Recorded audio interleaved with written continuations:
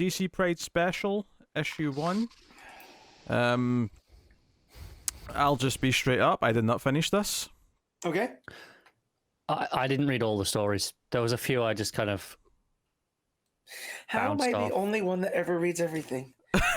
Because like some of the stories I got through, I was like, yeah, I'm not feeling this one.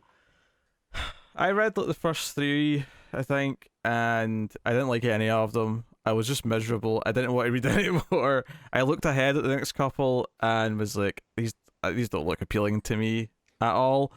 Honestly, it's this thing where, you know, it's what I was saying earlier. I feel bad like dissing on what this is, but these specials are always these collection of stories that feel like backups from like other books, just kind of thrown together, and I never get a lot out of them individually. Even the big headline one, which is Grant Morrison, I feel like, and maybe it's because I've not read Multiversity, but I was just kind of lost. I have read Multiversity, and this is still just a lot of. I like Grant Morrison when he's still grounded. This was not that grounded, all right. And for me, I have to know where Earth 36 is and what Earth 36 is meant to represent. And essentially, it's from Big Bang Comics, where instead of Green Lantern, they have a character called Flashlight. And instead of the Flash, it's the Red Racer. And so everything else is basically the same. In his Action Comics run that introduced President Superman, this is one of the planets that Super Doomsday or Super Doom killed the Superman. So Omni-Man in that book was killed. Seems to be fine here, right? Which, as we know from multiverse stuff. But yeah, this was very dense and very much the Morrison I don't enjoy reading. It was very heavy on some of the science fiction-y tropes that just didn't work for me because I didn't have familiarity. Yeah, I didn't really know any of these characters. Or I mean, obviously I got that one of them was a Green Lantern style character, and that he's upset that his partner, who is a Flash style character, is dead. And at the end of the story, obviously finds him and brings him back. But beyond that, I couldn't tell you a goddamn thing that happened in this. The problem is, you could replace this with Alan Scott. Yeah. Like almost beat for beat, and I think it would be more familiar at the very least, more recognizable to more fans, and would be a lot easier to just follow along with and get invested in. Yeah, I think that's fair. But I do like, because it does show that, so the Hal Jordan character's name is what is it, Hank Hallmark, right? And he really does go to the ends of the galaxy to bring his love back. So it's a very nice story in that you see him as time goes onward. He starts to get the gray parallax S temples, right? And it kind of teases that he might have given up a piece of himself to make this happen, but it just turns out that he's just aging because this is how long this feat is taking. Yeah. But again, there was some nice stuff in there, but it definitely gets into the Morrison sci-fi tropes that are too far for me. The art looked pretty decent though, right? It's very, very stylized in points. Like when we get to and then here's more of this, Octadedrus Prime. Everything's in like gray and white and it has a real washed 60s out sci-fi vibe to it. Yeah. Without any of the Kirby-esque charm, right? Because like the fourth world stuff can get real wacky, right? You start bringing in the forever people, who are just space hippies and stuff. But yeah, this for me didn't have much of that charm. But again, as a story about love reaching to the ends of the galaxy, I think it worked. But yeah, I wouldn't want to read more of it though. So yeah, it ends with to be continued, implying there is going to be more of it. Yeah, in some no form. idea where. No, I don't think anything's been announced that is obvious where it'll be. No idea. But apparently it's planned. So there's that. After this one, we got a. Baby Makes 3. It's Harley, Crush, and Poison Ivy. That's the one. This is Leah Williams, who me and Matt just enjoyed the Power Girl stuff from, and I enjoyed this one too. Okay, I was gonna say I didn't hate this one. I don't care for Crush much. I know it's Lopo's daughter, but yeah, this is very much falls in the fluff side, like I said earlier, of this book. But it was enjoyable. It also felt like this is part of the Harley TV, Harley cartoon type vibe, because that's the type of Harley I was reading. I can see it. I think, fortunately for us, that seems to be the model of Harley that they want going forward, because it's a very popular take on Harley, and I don't think it's not that unfamiliar to most people. I think it's only very slightly tweaked from what we had before, the previous decade or so in the comics anyway. But just her whole vibe, I feel like Leigh Williams does get Harley's voice down fairly well. Yeah. Ivy's to me a little bit off, but I can nitpick. But yeah, so Crush washes up on this island. I think it's what the island time forgot, Dinosaur Island, right? Yeah, it was dinosaurs. And she comes across Harley and Ivy having a vacation. And Crush talks about how she wants to get back to her girlfriend, and she got there because her spaceship entered the wrong atmospheric window, and she ended up overshooting her trajectory and then swam to shore. Didn't think she'd find anybody, so Harley and Ivy are like, oh hey, well, we're on vacation, we'll help you as long as we can. And they go to get their jet that they took there, and it's missing. So they're gonna just have to stay on the island, and they do Gilligan's Island type shenanigans, right? Harley wants to go write SOS in the sand. She ends up writing, which is this a meme thing, Connor? The UWU. Yeah, it's like it's not really a meme thing. It's more just cutesy e-girl.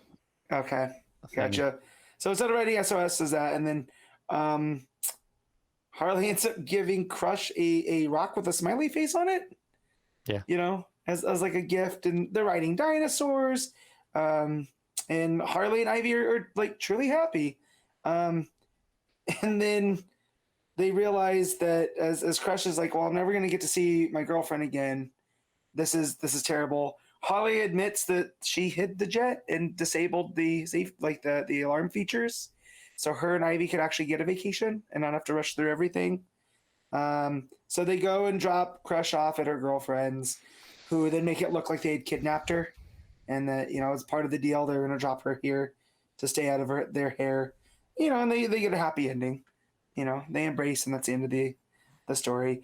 I also like the art style in this. I think it fit the whimsical, like Connor was saying. It's great for a little Harley Ivy story. Yeah, and I think it the colors too really pop with that kind of they're really kind of flat pastel. colors, but really bold pastels. They say, yeah, lots of pinks everywhere. And so and Harley and Ivy, both those colors seem to complement each other, right? Yeah. So very very fun read. Yeah, the art wasn't for me. No. I'll just. Usually it's not for me either, but there was just the tone of the story. It matched, so it worked out for me. Mm-hmm.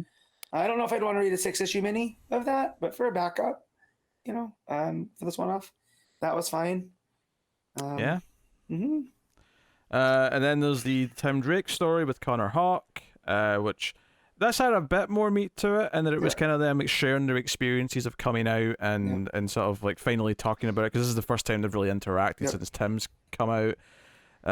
So I felt like there was actually some more interesting personal experiences being filtered through the characters from the creators. Yeah. So it had a bit more weight to it. I still didn't really think there was much to it overall, though, because it is ultimately just them having a conversation. Yeah, but we did find out Batman has a Letterboxd account. Yeah. That took me out of it. Like, and I'm someone who uses Letterboxd. This is one of these things where you're referencing something too specific, where I'm just like, this feels a bit weird. I don't know. Now I'm thinking about Batman logging into Letterboxd and clicking his movie ratings. Is it any weirder than them having Twitter, though? Really? I mean, but I think Batman shouldn't have Twitter, though. Yeah, Batman should also not have Twitter. Yeah, but Bruce Wayne has a Twitter account. Bruce Wayne has a Twitter account. Yeah, he's got some staff for that. Right. No, see, I'm okay with this because, like you say, he has staff for the public PR Twitter account because he has to, right? Mm-hmm. But I think the letterbox is that's just for him. It's not something that everyone knows about. I'm sorry. When does Batman have time to watch movies, given how busy he is? With justice and crime and all that stuff. Asleep. That's when I watch most of mine. So relatable. Bloody hell. But I do like the idea also that it seemed like Damian set them up so they could, take on these Scarecrow goons. But it's almost like Damian kind of knew that they needed to talk with one another, which I don't know if like up to this point, like Connor Hawk had really known Tim Drake because they seem to run in different circles. So I thought that was a little bit weird because it's not like Connor Hawk was a Titan. I mean, again, I'm not familiar with a lot of the past history, but the way he's, the way Connor Hawk's talking is like, hey, no, you were there for me at the time. Right. So I'm like, Which they I must have had a reasonably tight relationship at the time. That's what I thought as well, just from context. It sounded like, yeah, they were either in a team together or something, but nothing I knew about. But I assumed this was like, early, mid-2000s stuff that I just hadn't read. Yeah, same. So. But no, like it was fine. Connor being afraid to tell his dad, not afraid, but like just because it's Oliver Queen and what he represents and the fact that it's kind of weird though, because obviously people think as Oliver Queen as the liberal bleeding heart of the well, and the fact too that I guess he's asexual. Yes. So I feel like Ollie would open open arm acceptance that, you know what I mean? So I'm sure he would. I think the way Hawks are describing it here is more like, hey, it's the so opposite of Green Arrow womanizer, right? That he can't possibly relate. Yeah. I like to think that Ollie's like, oh good, he's not gonna be like me. Because probably, yeah. Too many partners. Screw up. Yeah. Too many partners screwing things up, right? That's like Oliver Queen's up until Dinah, right? Every relationship has come back to haunt him majorly. Yeah. So but no, it was I like the spirit of it. And then when Damien shows up at the end being like, oh, took you guys long enough, I thought I was gonna have to go out there and rescue you. Just him being a little shit. Yeah. But yeah. Yeah. It was the next story that made me tap out. Bro, I have no idea what happened in this one. Still Force, like I'm assuming this is someone from the Flash run from Williamson because it talks about Still Force, no? In Lazarus, in one of the Lazarus books, remember? He does the no. So they do they're out in like the middle of New Mexico and they do the story of the Flash meeting the turtle. You don't remember any of this? No. Okay. So yeah, there was in one of the Lazarus Planet one shots, there was this whole story, and this kid ends up with Still Force powers. Is it just me, or does it feel like this book? Oh, I mean, obviously Tim and Connor are relatively big, and so are Harley and Ivy. But I feel like some of them were going for more niche choices for what characters they were using. Part of that is also inclusivity. Like the fourth or fifth year of them doing this now. They've kind of hit some of the more major ones. Part of it is a lot of the truly major characters don't really fit in the Pride book, right? Because they are. But you could theoretically, you could tell a story of one of those characters, like I would say from the last Doom Patrol when they're talking about Guy and how he wouldn't, accept the Star Kid. I think that murkies things up when you start telling stories about straight characters and how they perceive. But I'm just saying you could put them in here though too, those bigger characters.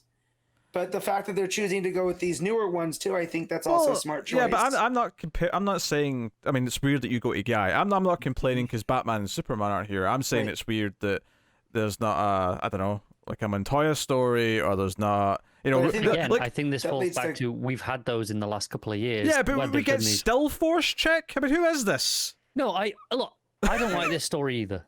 I don't have any idea what. I'm glad because I finished reading this last night and I was like, what did I just read? Like, Jess Chambers shows up, which is cool. That's a Flash that I recognize. I think this is their first appearance outside of the Future State stuff, right? Because they were the Future State Flash. I believe so. Even that I barely remembered. I'm like, okay, I recognize this character. I know I've seen them somewhere, but I couldn't have told you where I saw this Flash. But yeah, no, this Still Force, what is it, Circuit Breaker? I remember, I could have sworn you read that story, Pete. Because I remember talking about it with you. I don't remember this at all. But yeah, this was kind of murky just with the story because I feel like they're doing stuff on multiple timelines. Because I feel like some of it is taking place in the future where Circuit Breaker is established as a hero on this other Earth. And then all of it is Circuit Breaker learning who they are and dealing with Jess Chambers, who kind of opens up their eyes to what it means to be, this type of hero, this new type where you don't have to pick, they talk about non-binary and not just in the sense of orientation, but in sense of, you know, you don't have to pick one or the other. You can just be who you want to be. So in essence, I like what the story did. It just takes way too long to get there, you know. And there's a lot of stuff on here that I'm just again trying to figure out when this is taking place. This was the story where I started off reading it, and then after about 4 pages, I realized I was just skimming the pages because I just didn't want to read all the I ended bubbles up kind anymore. of skimming this one. Yeah. So, so you didn't make it to the Midnighter and Apollo one? Nope. I read that one. Yeah. I enjoyed this one because it's very much the spirit of Midnighter that I enjoy. I don't really like the art for this one. No, the art was definitely a take back. It's so different to everything else in the book as well. It's kind of that painted style. I don't know who to compare it to. It's kind of like, okay, how do I say this without it sounding really harsh? It's, I don't want to say, I don't want to use the word shit because it's not shit. Yeah. No, I want to be clear. It's not shit, but it's like knock off Alex Ross. Kind of like Okay. we have Alex Ross at home. Yeah. Yeah. But I mean, I'm on record as I don't really enjoy Alex Ross's interior art very much. Right. So to then go, okay, it's someone else kind of doing the same sort of style. Right. And so this story though is Apollo and Midnighter basically showing up to show support for the, you know, for the community, for the Pride. They're a Pride rally. Yeah, and so you got Midnighter staring down, you know, counter protesters, and they're being hateful. And you know, Apollo has to remind him, like, hey, like, look, you can have a hard edge, and that's good, but you also have to remember, like, we're supposed to be setting examples for other people, you know, and you know, and Midnighter calls Apollo soft a little bit, you know, and he's like, well, no, but like, we have to be better. And then Green Lantern shows up, you know, Alan Scott, and is basically, I've been doing this for long enough, but it's been because of younger heroes like Apollo and Midnighter and, you know, Tim Drake and John that allowed him to come out at a later age, you know, and he thanks them for that.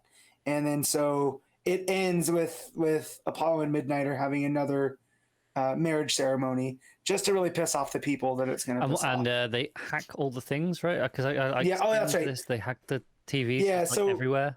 Yeah, so they're forcing people to, you know, see them live happy lives, you know. But yeah, I like the spirit of this story. I wish the art was better because I do like seeing Midnighter and Apollo, you know, have to, you know, because they are the Wildstorm, Superman and Batman analogs. Yes. So to see how they respond to these type of people that hate that they exist, you know, it is very Superman and Batman. Where they're probably like the highest profile characters in this book, I would say, other than the Harley Ivy stuff. Yeah. And they're probably the 2 longest running in this book that I can think of, like gay characters, right? Because they've been around and, you know, gay for a long time at this point. Early 2000s, right? That's I think so. When the Authority was. Which, you know, compared to, like, you know, a lot of these characters are people who were created 2 or 3 months ago in comparison. Right. Because I'd say Constantine too, right? Because that's true. Yeah, he's been gay since the 80s.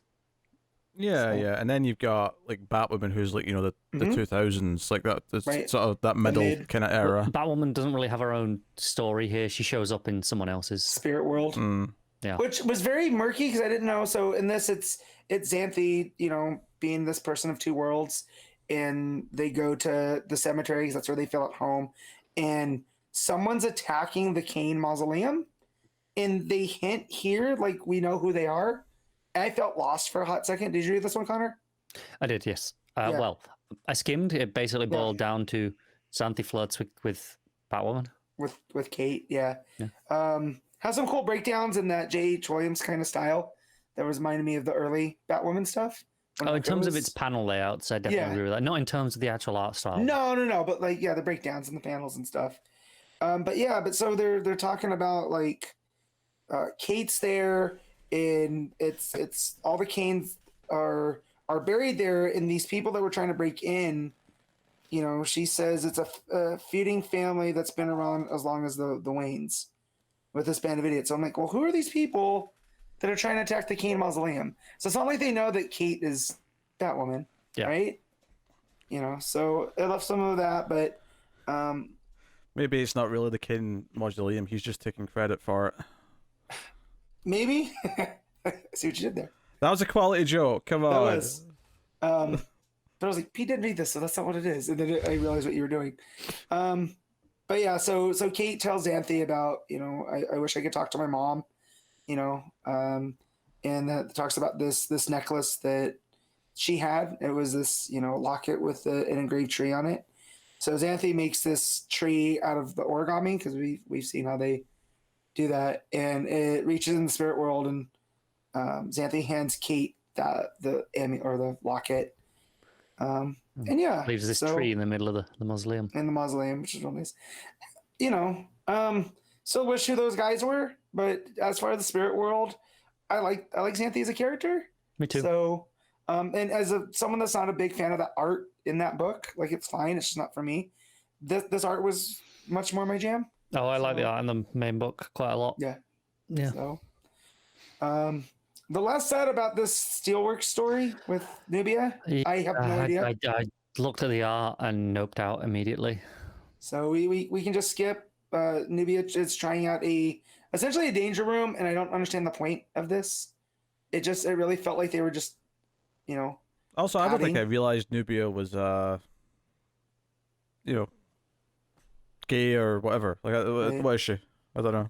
I don't know. I have no idea, because Amazons. I don't think I've actually really read anything with Nubia yet outside of those very first few backups I think she was in. Yeah. Yeah, I don't think I've actually read anything of that. Yeah, she comes here as Queen of the Amazon with Io, who's I think her partner. And they're trying out Natasha's, you know, essentially it's a danger room thing. And there's just a whole bunch of here where Natasha's up in her head because the Queen of the Amazon's here. And I don't get what the point of the story was eventually at the end. So, yeah. Yeah, can't help you on that one, sorry. I'm surprised Pete didn't read the Catman Ghostmaker story.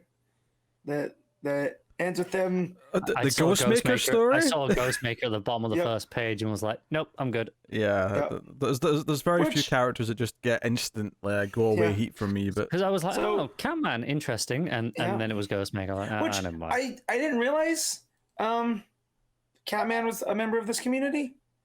So that was a surprise for me. I didn't know he was either, but it's also not surprising. Yeah, no. But again, I'd rather just had a Catman story than Ghostmaker showing up, and then them fighting off these, what were they, like mercenaries? Wait, is Ghostmaker part of the community as well? Yes. Yeah, Ghostmaker's famously bi. Famously. Famously, Pete. No, famously. Famously.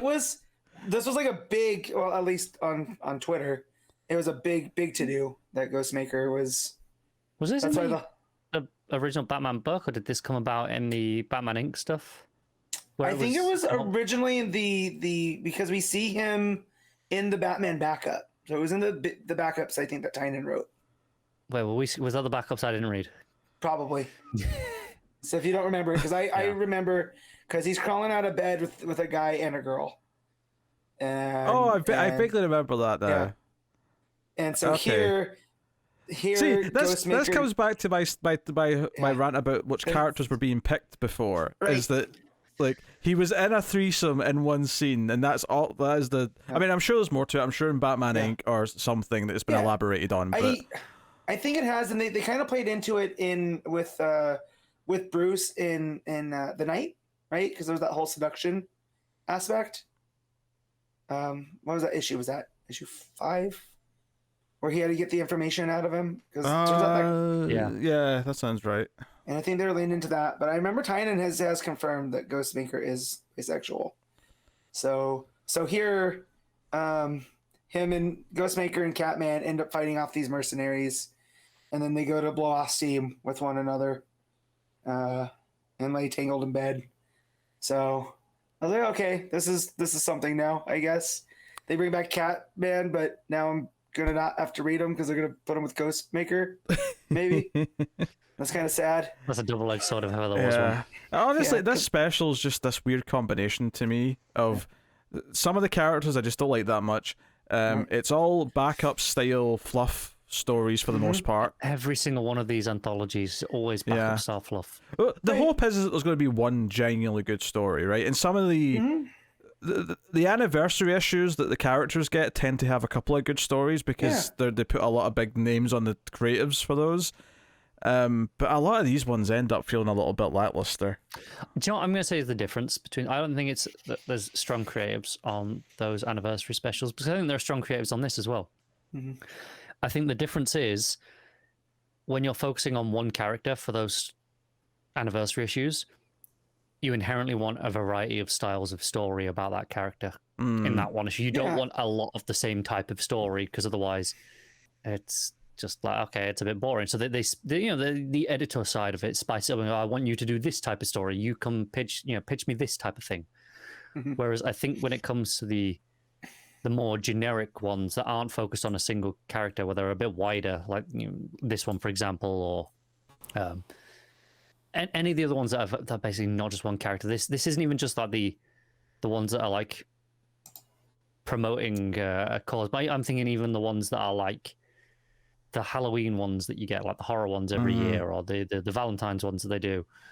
It's always the same problem where every single creator comes in and goes, I'll do a cutesy little story on this theme with these characters, and they all end up feeling more or less the same, as opposed to having that variety because they're forced to, because they're all on the same character. You can't have 10 of the same story, the same type of story in one book if it's all about Superman.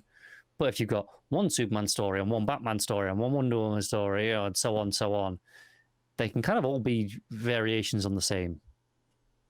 That's a good point, and I just, I read a few of them, and then I got to that Still Force character, and I'm like, okay, I think I'm just done. That was easily the roughest one, just because of all it was doing. But yeah, well, it's a shame that you didn't get to read this John one, because this one might be my favorite. This one's quite good. I thought we were done. There's another one. Okay, cool. Yeah, no. One more, yeah. It's John Kent and Constantine, and it starts in rural Vermont, and it says between the House of Mystery and the House of Secrets, and John's fighting this like undead creature, which is called a fetch, which I had never heard of, so I looked it up, and apparently it's an undead creature of Irish folklore, right? Yes.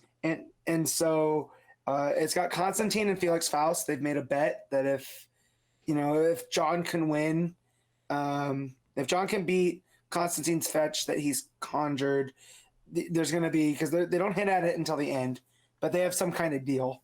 And so, of course, Constantine bet against John Kent, and this fetch is just, it's this big, like, how would you describe it, Connor? It's like... It's kind of like think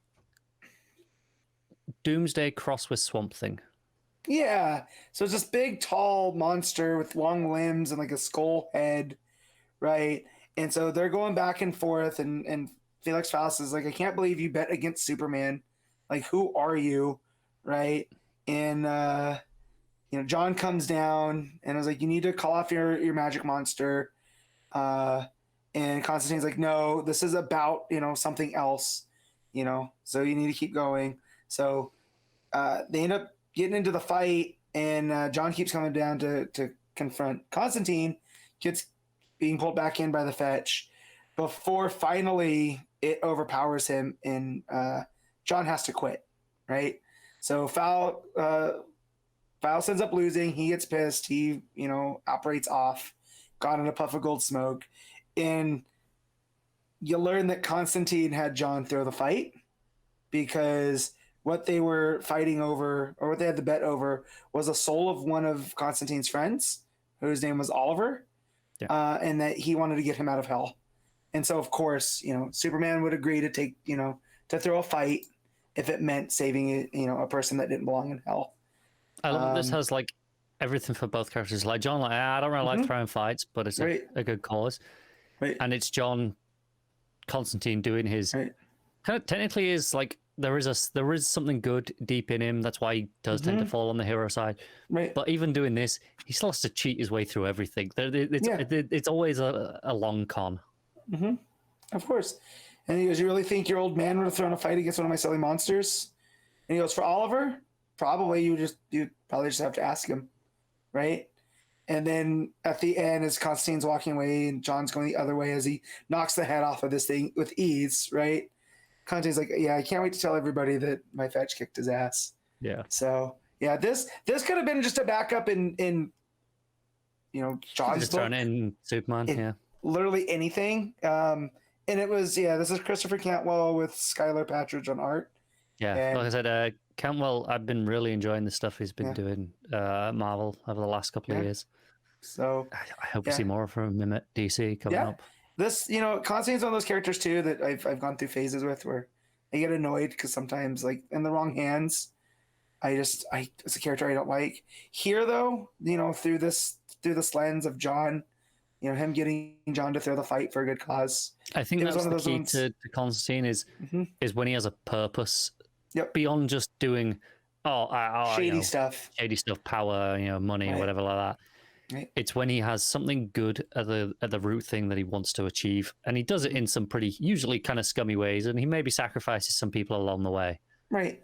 And that's when he can be unlikable. Well, but yeah, and I feel like John Kent has a better understanding of who Constantine is, right? Because he has a little bit more of a cynical worldview than his dad does, right? So here, when he's just like, you would have had to just ask my dad.